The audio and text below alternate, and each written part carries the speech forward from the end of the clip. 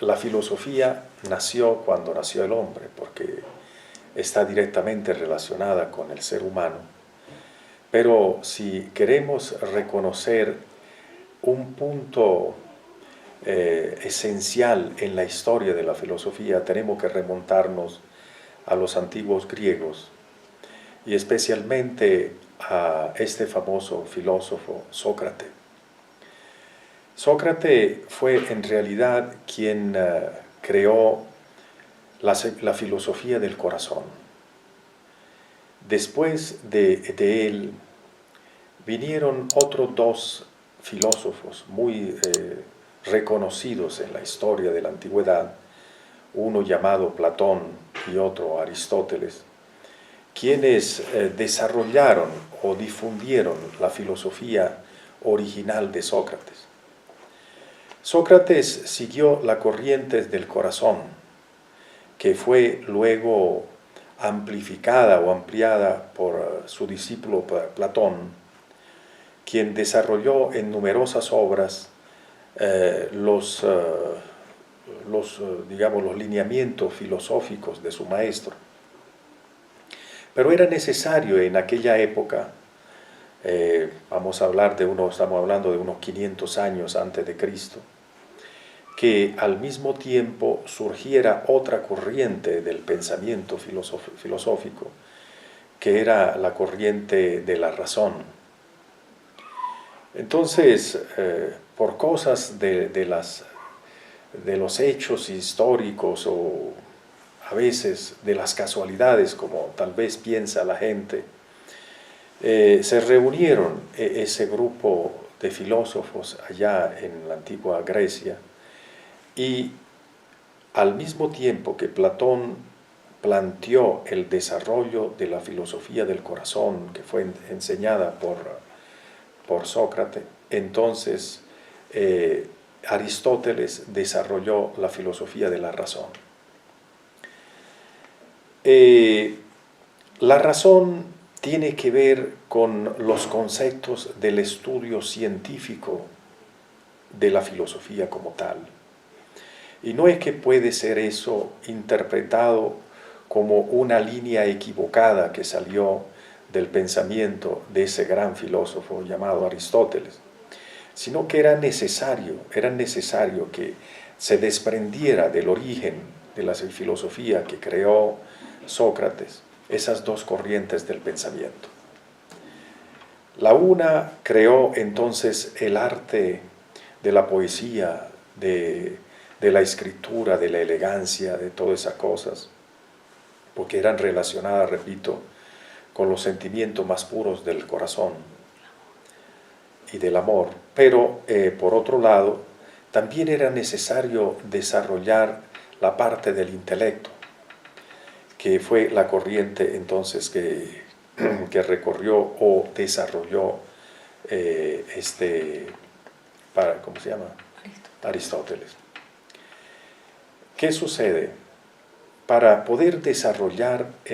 o poderse colocar en el pensamiento de la doctrina del corazón,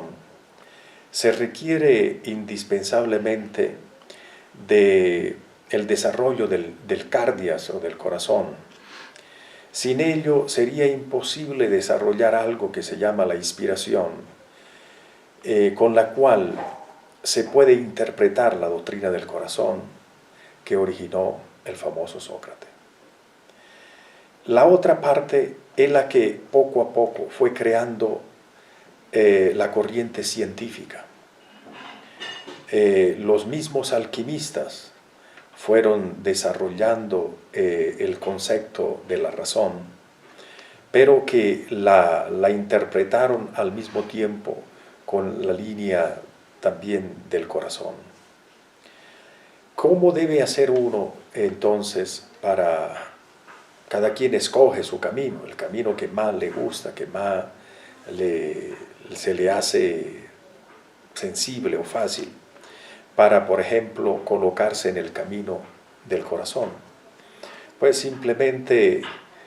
utilizar las vocalizaciones de los mantras que se relacionan con el corazón,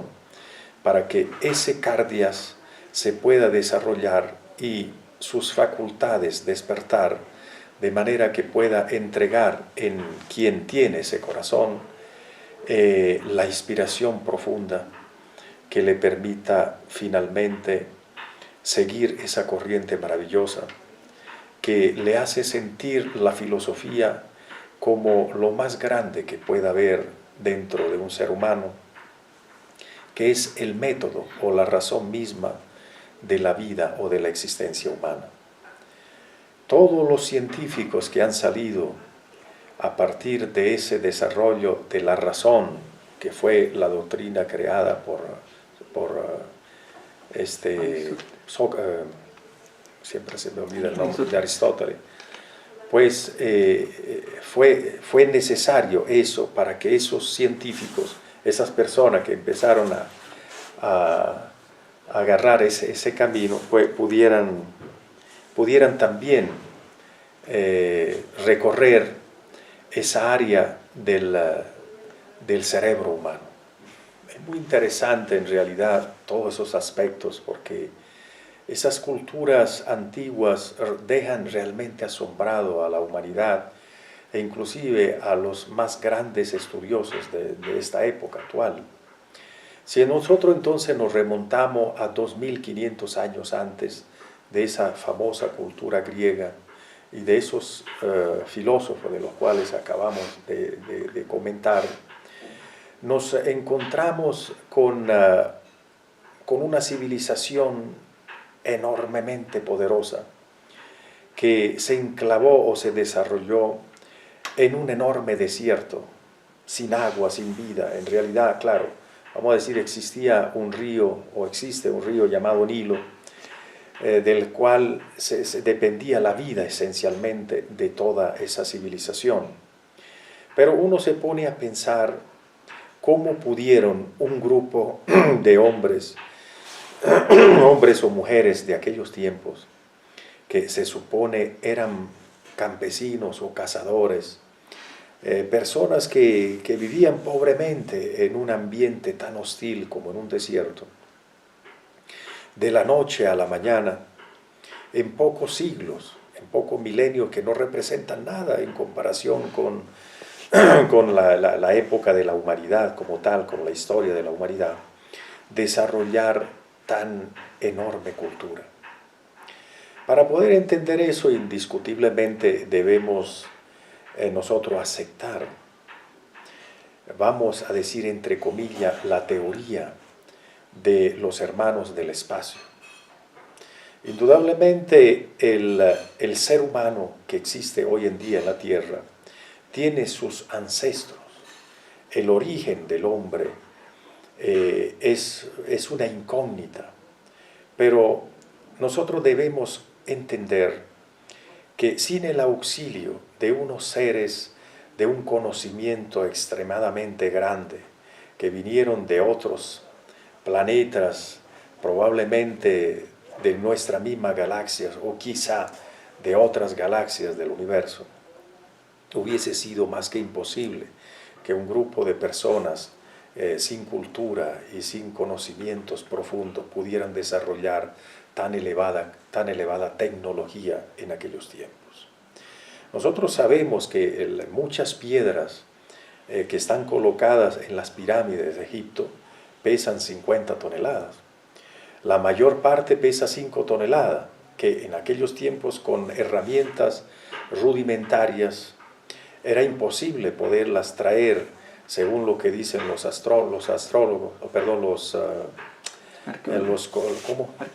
arqueólogos, de 150 kilómetros de distancia,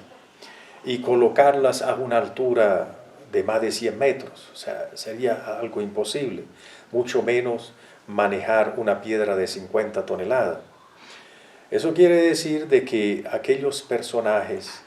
que proyectaron las pirámides de Egipto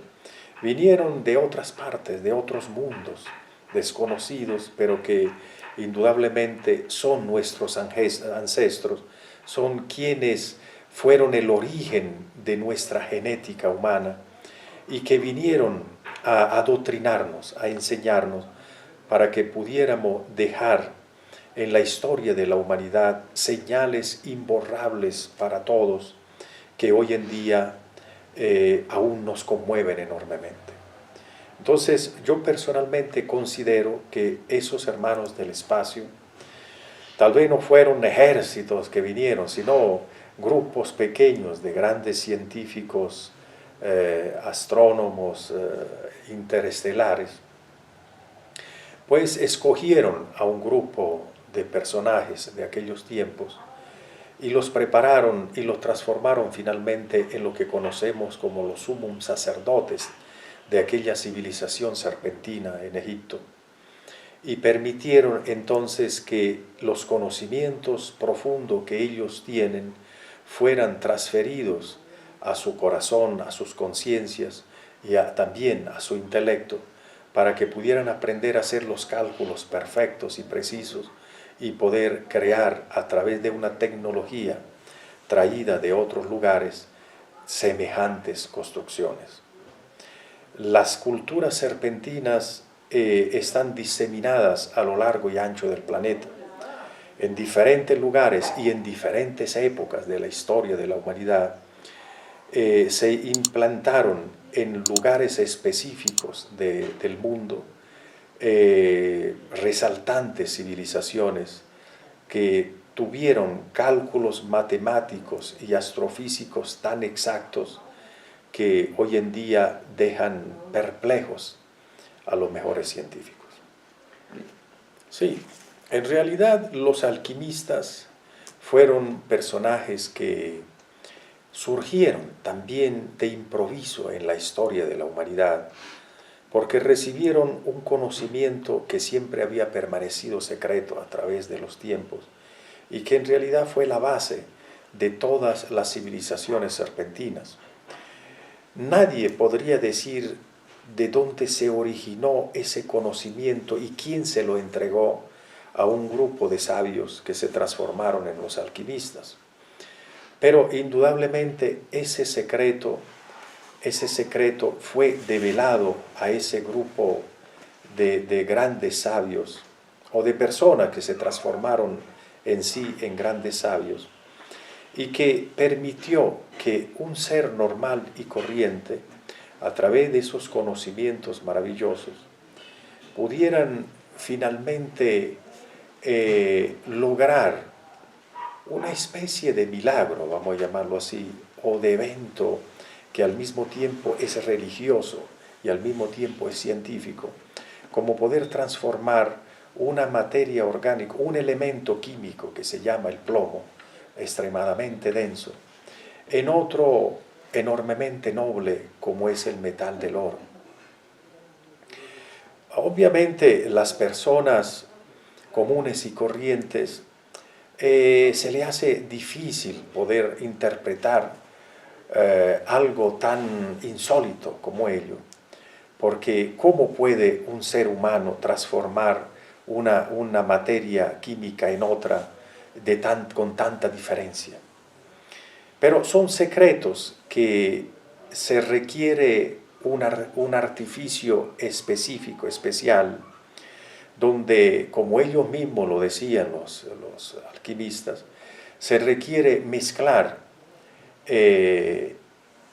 un matraz 3 elementos esenciales. Uno es el mercurio, otro es el azufre y otro la sal, para que de la reacción química o alquímica, como querramos llamarla, sometida a un elevado grado de calor, pueda transformarse esas 3 sustancias químicas en un elemento tan noble como el oro. Los alquimistas enseñaban que para poder lograr realmente en hechos concretos, la transformación del plomo en oro, la persona que trabajaba en ello, o sea, ese practicante de ese arte alquímico, tenía que tener oro dentro de sí mismo. Uno entonces que desconozca de estos secretos podría decir: es imposible que un ser humano pueda tener oro dentro de sí. Sin embargo, los sabios que han venido a guiar esta humanidad han enseñado que el ser humano no posee un solo cuerpo, el cuerpo físico que todos tenemos, observamos, el cuerpo de carne y hueso, sino que el ser humano, el de elevada jerarquía, posee 7 cuerpos formados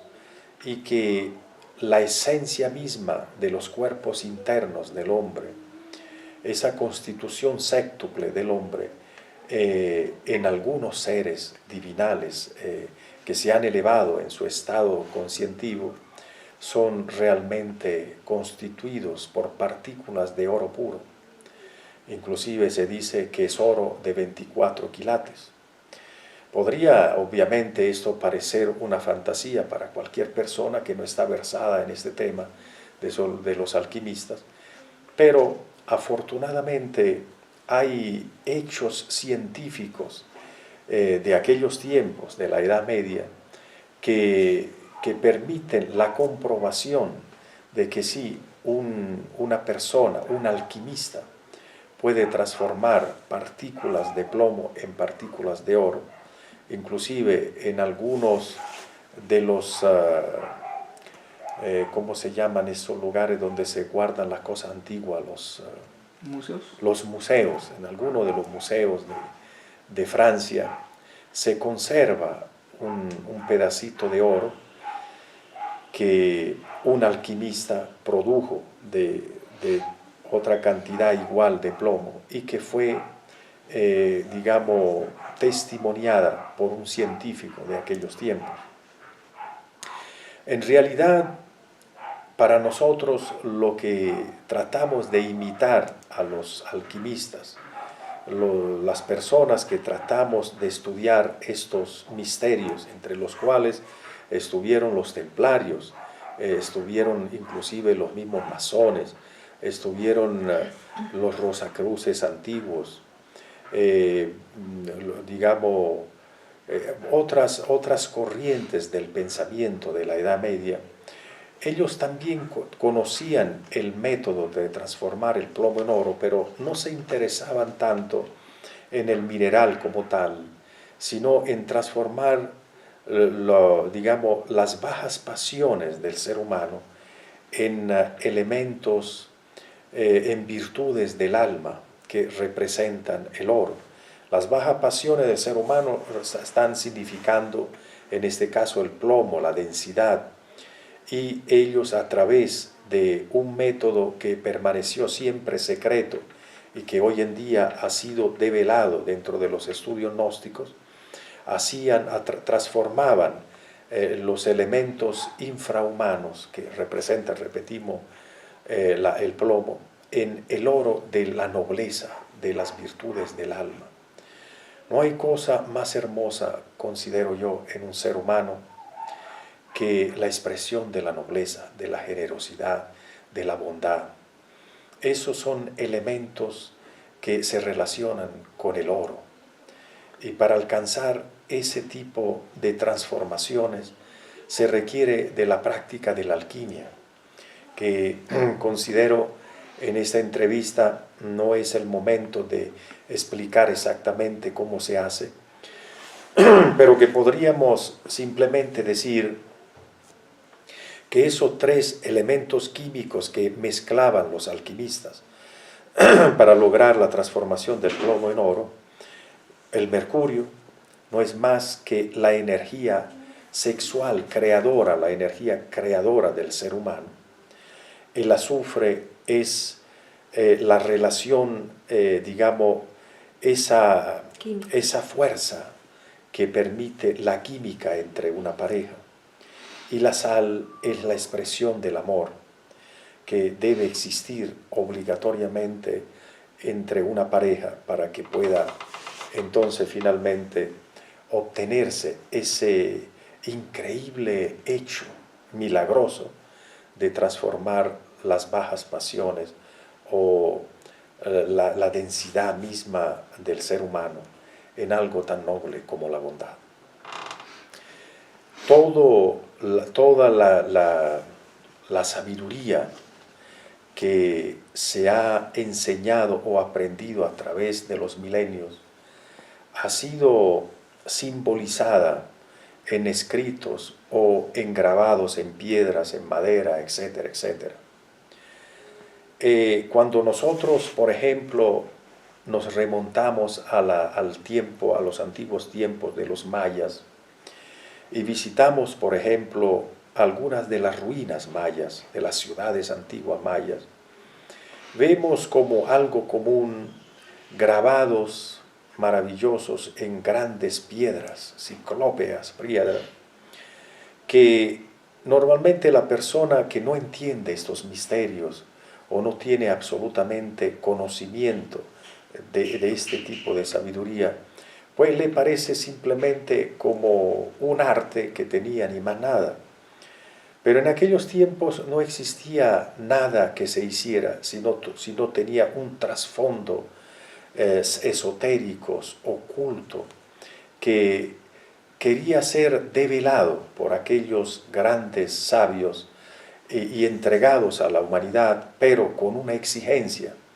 que se conociera el método de descifrar esos conocimientos, que se tuviera o se obtuviera la clave para poder abrir ese cofre de los grandes conocimientos que ellos poseían.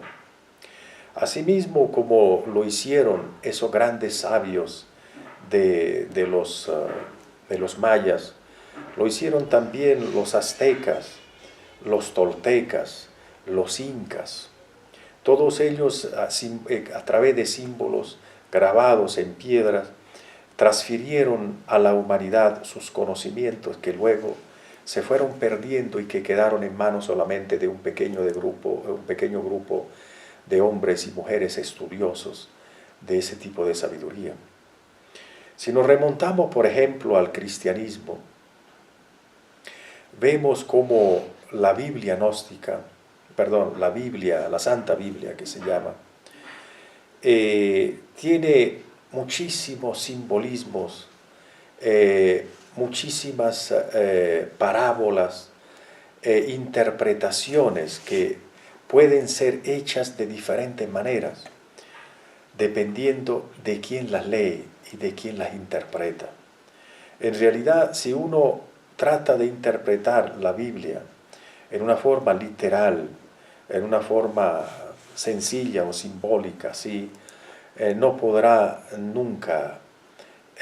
descifrar lo que el hondo significado de esos conocimientos escritos o transferidos a través de la Santa Biblia. Los grandes sabios gnósticos nos han entregado las claves de la interpretación de la Biblia. Y por eso cuando nosotros leemos las enseñanzas de nuestro Señor el Cristo, que obviamente fue un ser sobrenatural que personalmente consideramos que no es de este mundo nuestro físico, del planeta, sino que vino, igual que nuestros ancestros, de otros lugares, de otras galaxias, a cumplir una labor o a enseñar una doctrina de alto nivel que puede ser interpretado en diferentes escalas, pero que también los maestros gnósticos nos entregaron las claves para descifrar el hondo significado de lo que el Señor el Cristo vino realmente a entregarle a quienes quieren elevarse de un estado normal y corriente al cual pertenece toda la humanidad, a un estado humano superior y que inclusive le pueda permitir con el tiempo y la continuidad de ese estudio esotérico y oculto transformarse en un ser aún superior a quienes se le define como superhombres. El superhombre no es en este caso utilizado el concepto de un hombre muy fuerte, de un hombre ciclópeo, de un hombre gigantesco que tiene una fuerza física sobrenatural, sino nos referimos a un hombre que tenga una fuerza superior pero de tipo espiritual, que dentro de sus factores internos, en vez de tener oscuridad, tinieblas y densidad, tiene armonía, tiene amor y sobre todo mucha luz. Y que esa luz que tiene el superhombre colabora o contribuye en que otras personas que viven en las oscuridades puedan alumbrarse con ese fuego ardiente que se expresa a través de su verbo, a través de sus expresiones, de sus actuaciones como humanas y como divinas. Para esto nosotros debemos saber que la humanidad le tiene mucho miedo a la muerte porque no sabe qué es la muerte, qué es lo que ocurre una vez que el cuerpo humano perece o deja de existir. Y por ese temor, o sea, ese temor se desprende precisamente por el desconocimiento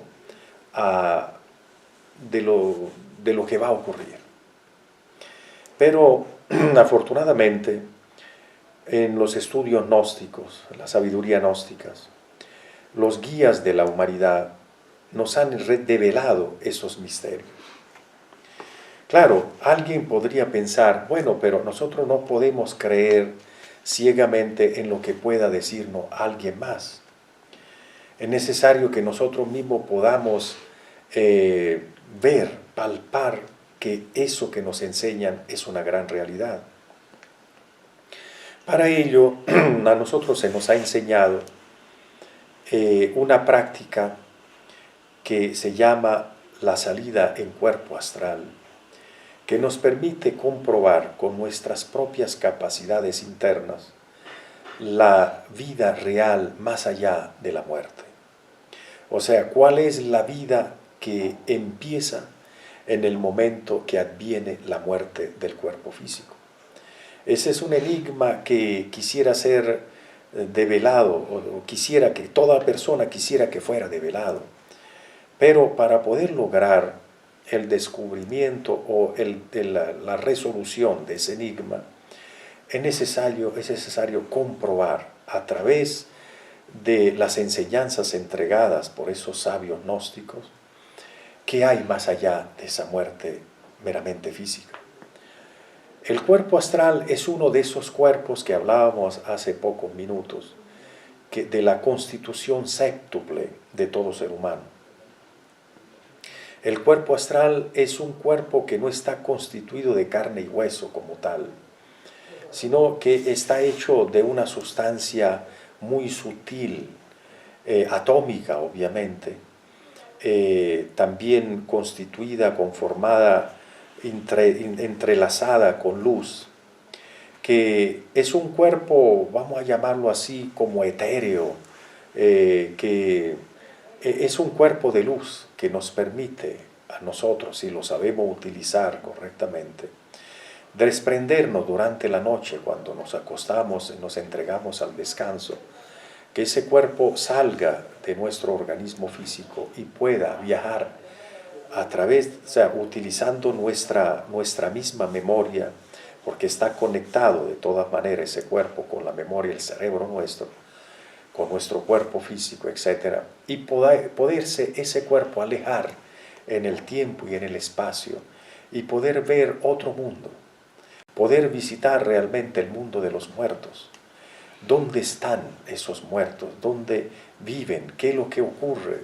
de una persona? ¿Qué pasa con una persona después de que se retira, de que muere, como se dice normalmente?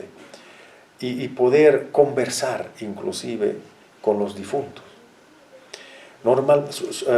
Comúnmente, cuando alguien, nos han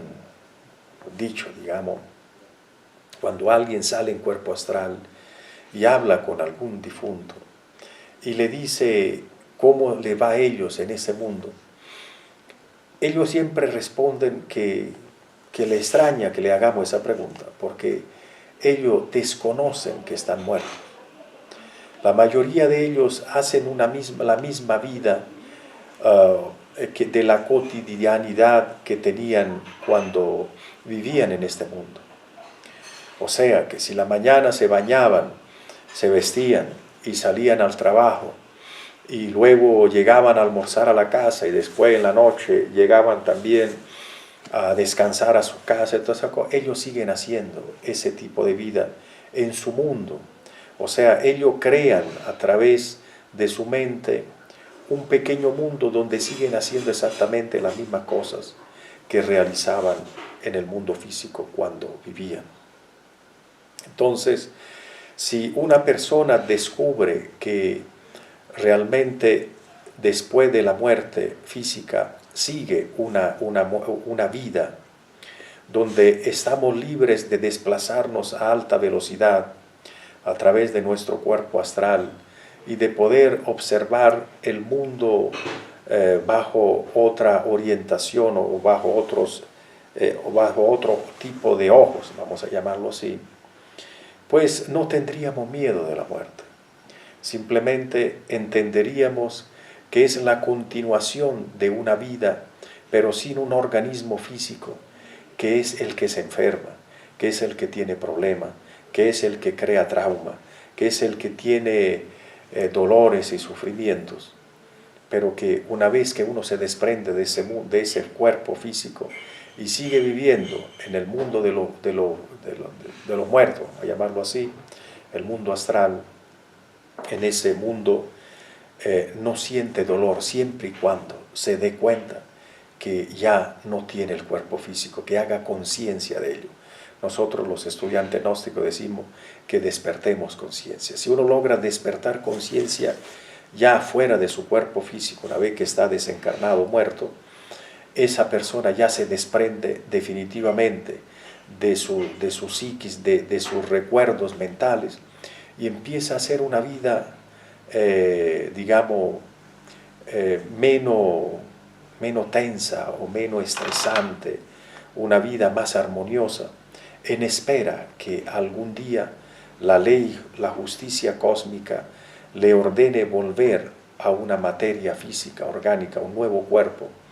para seguir realizando sus experiencias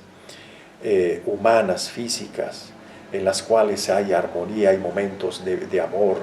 de belleza, de bien, hay otros momentos de grande dolor, de grande sufrimiento,